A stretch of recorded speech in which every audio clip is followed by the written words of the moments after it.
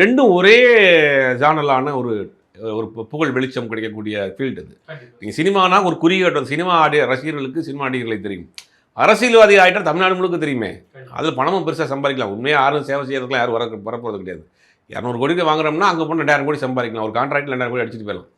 அப்படிங்கும்போது அதெல்லாம் எல்லாருக்குமே அவங்க நேர்மையாக இருந்தாலும் கூட அவங்களால நேர்மையாக அரசியல் பண்ண முடியாது.